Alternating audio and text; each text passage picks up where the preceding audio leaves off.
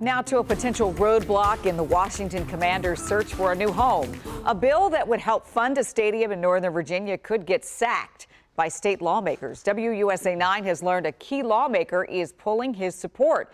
Our chief investigative reporter Eric Flack joins us in the studio. Flack, I mean, you've been covering this for a while. This is really a stunning turnaround.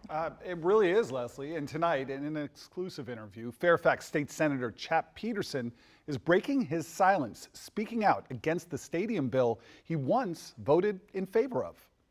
You might think a Virginia state senator who had Washington football season tickets for 22 years would be leading the charge to bring the Washington Commanders' new stadium to Northern Virginia. But Chap Petersen, who represents Fairfax, says times and his opinion of the team have changed. Are you standing up today against the Washington Commanders? I'm not standing up against anybody. The Washington Commanders are not the Washington Redskins, and they're not the institution, the icon that we had in this community for 80 years.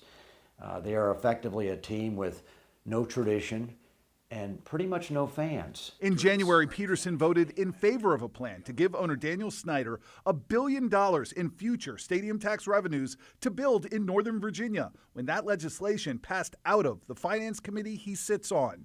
But as sexual harassment and financial mismanagement allegations stacked up against Snyder and his front office, the proposal has appeared to lose support. First, slashed from $1 billion in taxpayer funding to roughly $300 million, and now seemingly in limbo altogether. If lawmakers approve a budget next week and adjourn the special session without voting on the stadium funding plan, the bill dies.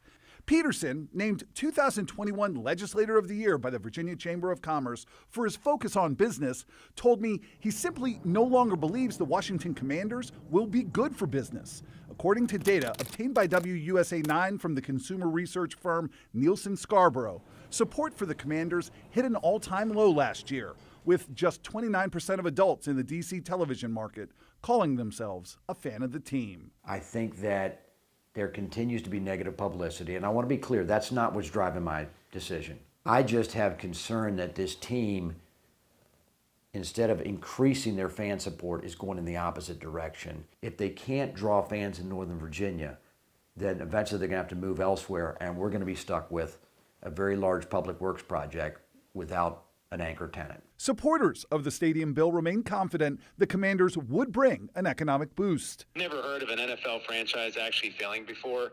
It's a club that a lot of people try to get into because these franchises tend to be pretty profitable. But State Senator Scott Survell added even he doesn't know if the legislation will pass. There's been a lot of things that have happened in the last 2 months, and I don't know where the votes are in the caucus right now.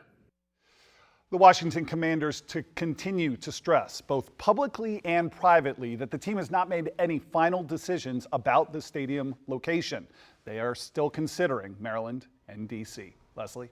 Yep. All right, Flack, we know you'll stay on it. We'll be right back.